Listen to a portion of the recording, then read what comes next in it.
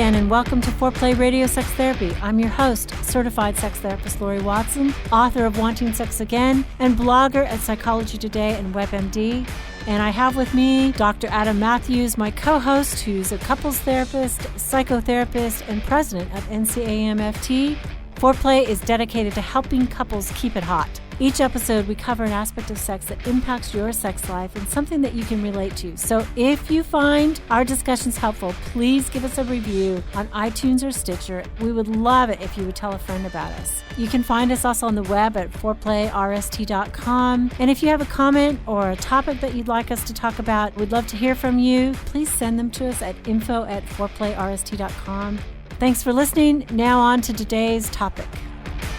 Welcome to a holiday podcast. We're going to talk today about sex at the holidays and sexy gifts, and then later how to have sex when you're at your in-laws or your parents' house. Oh my goodness, yeah. That's a delicate one. So let's talk about the easier one. Okay, easier one first. Sexy gifts. Yeah, because I think, at the holidays, it's a gift-giving time, so it's natural to give gifts, but I think it's a great time, especially if your sex life is in a rut or if it's if there's some ways you want to spice it up or sex it up. Even just to stay connected. You want to be thoughtful with these gifts, right? Yes. You don't want to give your partner sex for dummies. Right. That's not a good, that book is not, you want to talk about that purchase first. Or you don't want to give them, a gift that you already know is going to make them defensive, right? That's right. Something you've asked for and it's representative of that. And you've already had, arguments about it. Don't do that. Yeah, no. That would not be in the spirit of the holiday. Yeah, that's right. So what would be on your list, Laurie, of gifts that would be a great way? Sexy gifts. Sexy gifts. I'll tell a story. It was a bad Christmas, and I think it was a bad birthday. My birthday is in December, and I think my husband, it was early in our marriage, gave me bowls for Christmas and my birthday. Like household bowls. Household bowls that you use to cooking, mixing bowls type? One was these really special mixing bowls that I wanted, and then the other one was this great big bread bowl or something. I always refer back. That was not a sexy Christmas. Bowls. Right. The bowl Christmas. The bowl Christmas. Yeah. I definitely think that there should be something really personal between a husband and a wife on Christmas, something representative of their special relationship. And I think for me, tickets to a special event that you're going to go out together to. Yeah. One great Christmas, my husband took me to hear the Messiah. Handel's Messiah in concert for my birthday. And that was a fabulous gift, right? We spent time together. We went out to dinner. Or a weekend away, a coupon, or tickets really for a trip. Yeah, where you're just the two of you, you're going to spend time together. Yeah. That's really thoughtful. It's really it's something that when time together would culminate with sex anyway, right? And make sense. Yeah, that's an awesome gift. I think so. And I think, lingerie, a silky bathrobe. When I was growing up, we always got pajamas and bathrobes, right? Yeah. Every Christmas, I got a new bathrobe. And I just think that's kind of an adult version of pajamas at Christmas. You get the lingerie, right? Yeah. I wonder, too, those gifts are exchanged one-on-one, right? That's not in front of the children. That's not an under the tree in front of the in-laws. That's Christmas Eve after the kids are in bed. You say, hey, I've got an early gift, or an early present for you to open. Not necessarily thinking Christmas Eve is going to be sex time because usually people are exhausted. But, here's something really special. Yeah, and I think that can be both ways, too.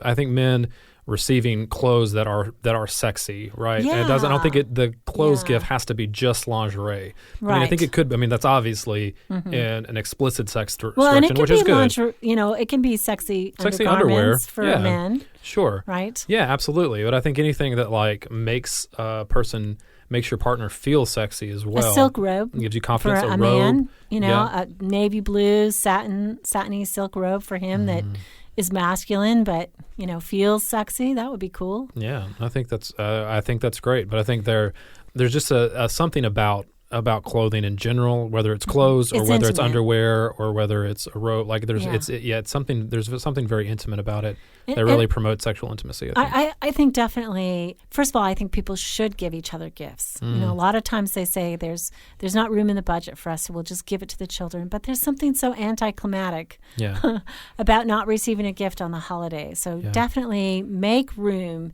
to give your partner a lovely gift and something that's intimate and maybe representative or symbolic of your love life as well. Yeah, absolutely. I think there's a way to do this. I think you have to be careful about doing this, but I think that there's ways for books to be really sexy, right? Whether that's a more on the emotional love language side, a book of poetry that you can read together, or even a book about sex that promotes that you can read together. That's around a topic that you've already discussed together about ways that you want to improve your sex life for the coming year, right? So that symbolizes a commitment to your partner that you want to get better in this area, particularly if it's an area that they've expressed a need in, right? That you can say, hey, here, like, I'm committing to read this. Let's read this together. Let's do this together. Let's use this to really promote something that we both want, and that I'm showing that I want to meet your need in. Yeah. Right? Oh, that would be so sweet if people would do that. I love that idea. And I would recommend, of course, my book, Wanting Sex Again. Our book, we're going to write a book on the 5 sex love languages. That's right. It's coming in soon. And I love Michael Castleman's book on great sex. That's a book for men on really how to become a better lover and how to understand sex. I mean, it's just brilliant. And Paul Joannite's book, The Guide to Getting It On, that is great. What else might I suggest? I love Hot Monogamy by Patricia Love. There's a lot of good ones out there. They basically just need to come and look at your bookshelf and that's right. Get some ideas. But all of those, people don't think that reading books has anything to do with sex. Yeah. Sometimes it's like, well, why would I learn about riding a bike by reading a book? Well, about sex, actually, we have such limited understanding. Yeah. Even though there's gobs and gobs out there, right, that is film, porn, that really doesn't say anything about sex. There's nothing about real sex in porn. So, but it's something. It's an important area of your relationship. So establishing a commitment to do that really, I think that really can send a good signal. And I think that people don't realize that, the creativity and the resource committed to that can make it so great. Yeah. They think it's something that should be natural. I've got my air quotes going on. Yeah. And natural sex basically is declining sex. That's the problem. Yeah. Natural sex does not fare us well. Yeah. Again, we talked a lot about that too, and I think that it's worth mentioning that it evolves, that it changes. And so learning about that and just educating yourself is really going to go a long way to kind of breaking those myths, right? Tearing down those myths and getting you grounded in a way that really, in reality, that really is going to help your sexual relationship in the long term. Yeah.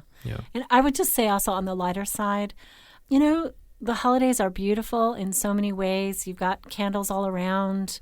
I mean, it can be a natural setting to make love on the couch with the Christmas tree lit or the Hanukkah candles glowing. I mean, thinking about a way that you can use the essence of the holiday to be together sexually, maybe, again, late at night or something.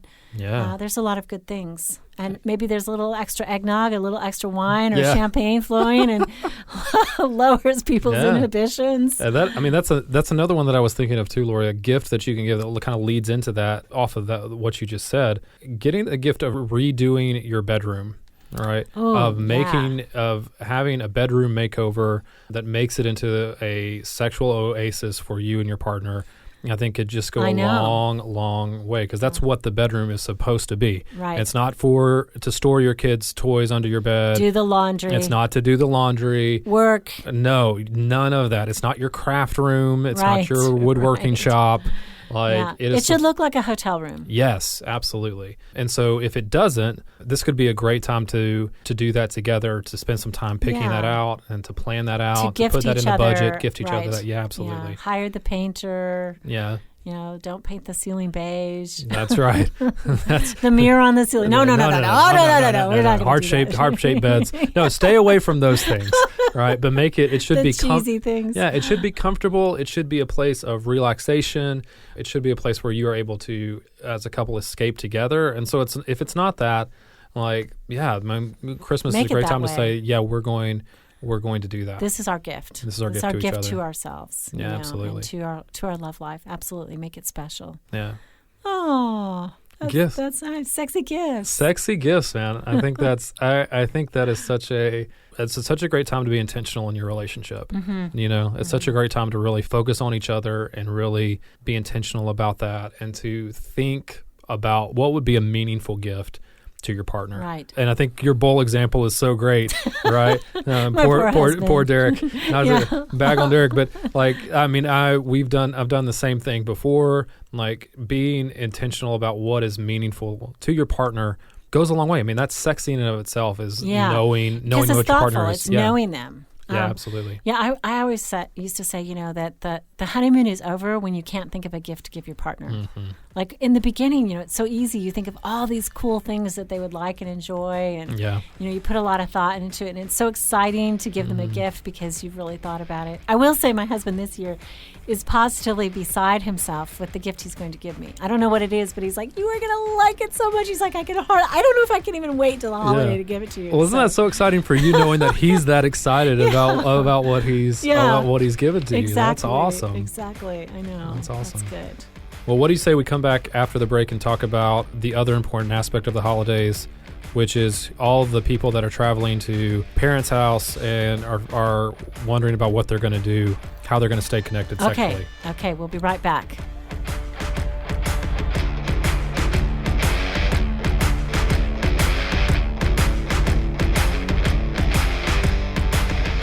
Wanting Sex Again: How to Rediscover Desire and Heal a Sexless Marriage by certified sex therapist Laurie Watson.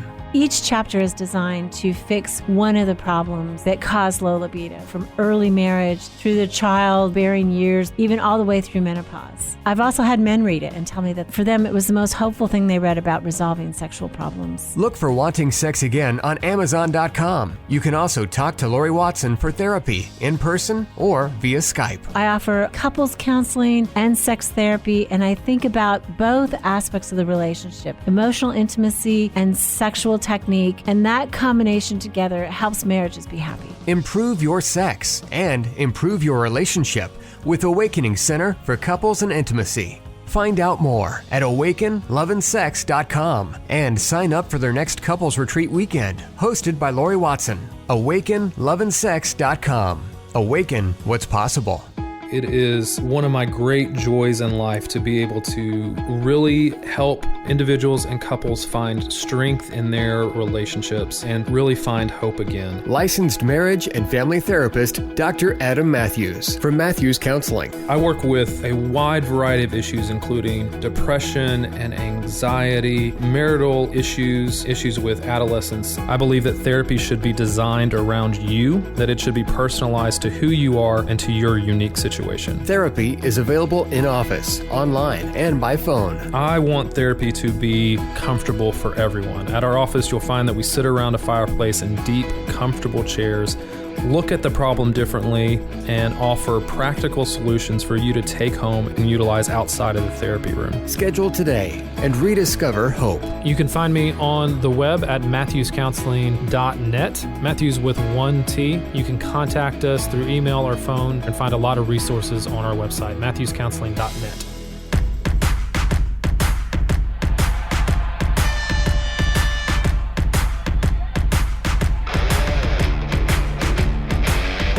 So, sex at our in-laws. That just started to make me sweat. It just started to make me sweat, Laurie. I don't know if I can handle it. I'm going to have to get Mark and Jill out of my head to have this conversation. Oh, no. Don't think about your in-laws having sex, Adam. That is totally downregulated. Parents not even, I didn't even handle that. Okay. Yeah, but it's an issue, right? I mean, it's an issue for people who are sleeping in smaller beds than they're used to. And bedrooms where they were 14 years old. Bedrooms where they were 14, surrounded by posters. Stuff. Yeah, surrounded by all the teen heartthrob posters. Yeah, the old teddy bears. All the stuffed animals. The medals. That's right. All the, the swimming all the trophies. Yeah. The pink canopy beds.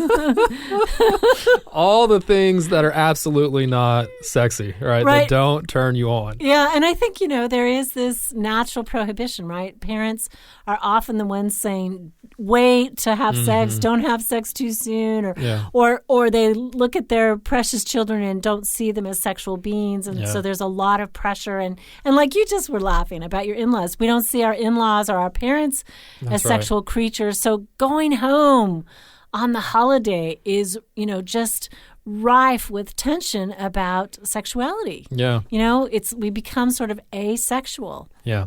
And I think that's one of the reasons the holidays can be stressful and why couples fight over the holidays, right? It's because they're not intentional about staying connected. Because what you just said, it's naturally disconnecting, right? In some ways, because you go to these places and you're supposed to be asexual. You're not supposed to be, affectionate. You're not supposed to be. Yeah, there's a lot of different rules that you're encountering in your in-laws' family or they're encountering in your family, because we have unspoken rules that govern our sexual behavior, our affectionate behavior, our vocal behavior, right? Oh, even how we talk about it. Some families say, I love you easily, and other families don't. I love you is just this thing that doesn't ever get said. And so you come home and you want to say it to your partner, and suddenly you freeze up back in the old role of being, the kid in that family that had all those rules. Or even just like joking, like sexual jokes become less funny around your in-laws or your parents, right? And you can't even fully be yourself in that area. Yeah. All right? Yeah. I even as a sex therapist, I don't really talk about sex that much, at home or anything. I'm just like any other parent, more cautious. But we were playing a game on a family weekend recently. We took the kids to the mountains and all our adult children, and we were playing this game called Catchphrase. And it's like charades, but verbal charades. Yep. It's really fun. And there was a prompt that came up, and I was supposed to describe it. And I said, all I can think of is like sexual things to say. And my kids were just like dying, but they were laughing. But it is like we don't cross those things necessarily in our families. So some families talk openly about it, and others are kind of clam shut. But like you said, the rules change. And so it can pull us apart. So I think staying sexually connected while you're there in ways. But maybe let's talk about some of the ways that can be done, that we can stay connected to our partners in some of these difficult situations as far as staying connected sexually goes. Well, first of all, I think what you said about being intentional. I think that intentionality is so important in a relationship for everything. And many times in the hustle and bustle of the holidays and getting there and the travel and the gift getting and wrapping, it's almost like the last thing on our mind to be thinking about, okay, how can I intentionally love my partner and be with them? It's like, are you kidding? The holidays are like the hardest time to be that way. Yeah. So how do we do it? Yeah. Well, I think one of the ways is our tried and true go-to suggestion, talk about it, right? I think before you leave, before you go, know what the expectations are, right? If you're going to your in-laws, talk to your partner about what they're okay with in their parents' house, right? What are you going to try to have sex quietly, right? In their childhood very home. Quiet. Yeah. Are you going to attempt to stay to actually have sex, or are you just going to abstain while you're there? I think having the same expectations when you're heading there can just do wonders, because it just means that you're on the same page with what you're going to try to do. I think that's smart. I think that people are reluctant to have that conversation because they may really feel like, I don't want to have sex at my parents' house or at my in-laws' house, but they don't want to say that. Yeah. And then that's cause for disappointment and problems. And rejection. So I think you're right, talking about it. And then also deciding as a couple, okay, your family isn't affectionate, but that's not what we want to show our children, right? That's right. That's not what we want to be for each other. So how can we break through to be affectionate and touch each other, touch our children, and keep our own sort of family identity when we go back into the larger family system? Yeah, because that's so hard because we revert, don't we? I love that. We just revert to what it's like, to our roles when we were teenagers living in that house. And so that can be really tough. Yeah. Right. And so, I love that. Like, how can we be who we want to be and who we are? And decide who we are. Yeah, absolutely. And we're going into the system. And I think that, going back into the family of origin for either side is a very dicey, difficult time. So I think you're right. The talking about it and what we've seen without necessarily comparison, right? My family's better. My family wouldn't do it like that. My family's open and affectionate. But more talking about, I would love to be able to touch you freely, when we're at your parents' home. Yeah. How do you feel about that? How can I touch you so that I can express to you my love and my support without making you feel too awkward or uncomfortable? Yeah. Yeah. I think touch, drop the comparisons. Absolutely, drop the comparison. I think touch is key too. Like specifically, especially if for whatever reason you decide that it's just too awkward or uncomfortable, or it's too close quarters to have sex while you're there. Like touch becomes mighty important to stay connected, right? It does. Because it means that differentiates you from being roommates, right? Yeah. And so it's a real boundary marker that you're in a relationship with somebody. You're in an adult relationship, yeah. I mean, sex is the adult part of us, right? Yeah, and so talking about the questions that you ask, but I think also just committing to, even when we're around our parents, our in-laws, we're going to be touching each other. We're going to, stroke backs, hold hands, cuddle on the couch. Like we're going to be a couple that touches and stays that way, especially if that's what's going to happen.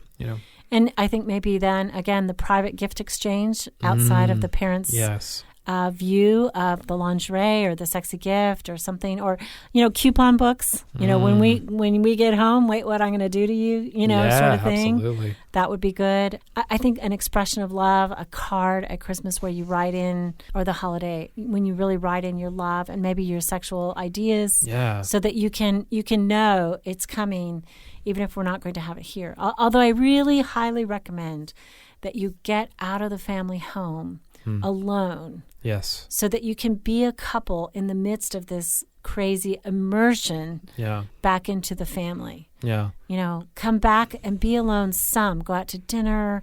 I say rent a hotel room. Yeah. I really do think, you don't have to stay overnight to make use of that hotel room. Absolutely. Tell them you're going shopping. You got some final errands to do. Yep. And they don't have to see the packages. They That's don't, right. Just say, oh, we didn't find it. Yeah. Yeah. But get away, have sex, because a whole week at the in-laws without sex, without having that reconnection as a couple can be so disappointing. Absolutely. Yeah, and this is Yeah, exciting. It's kind of absolutely. dirty it can be to different. Get away and do it. Yeah, absolutely. I think it's kind of fun. I think that the secret. That planning that, go ahead, call ahead, book a hotel room for a couple hours, get that out of the way. So it's easy to do. You don't have to search for the hotel room. Once you get there. Pick a day, what's going to happen, and you can look forward to it. And you can anticipate it. Yeah. And you cannot feel like, okay, I'm totally deprived. We're going home to her parents. I know I won't get sex. And then, your partner doesn't want to come along, right? Because it's like, well, why do that? That's not going to be any fun. That's right. So, having some anticipation would be lovely. Yeah, but I also love that anticipatory thing that you were talking about what's going to happen once we get back. Yeah. Like that to me gets you through a lot of the tension, a lot of the difficulty, because you have something that you're looking forward to. Sure. It's not going to last forever. I mean, that week at the holidays can feel like it drags on forever, right? Even if it's good, even if it's a good time, it feels really long. So having that anticipation of what's going to happen can be really key. Yeah. And one last thought, if you are going to have sex at your in-laws, and, sneaky, very, very quiet sex can be fun. Yep. To just have how to have sort of high school sex to get away with it or something and not have anybody know. I mean, that can be erotic in and of itself, because it's like breaking the taboo, right? I am a sexual creature, and I am going to have sex in my childhood bedroom. It can be very liberating. Very sexy. Yeah, right. And very freeing. So, So we wish you a gift-filled holiday, a sexy holiday, absolutely, and a love-filled holiday. Yeah, Merry Christmas, Happy Holidays, everybody. Yeah. Merry Christmas, Happy Holidays from Foreplay Radio Sex Therapy with sex therapist Laurie Watson and couples therapist Dr. Adam Mathews. Hey, help us stay on top here at Foreplay. We'd love it if you would subscribe and share it with your friends. And please take 1 sec and rate and review us. Thanks so much.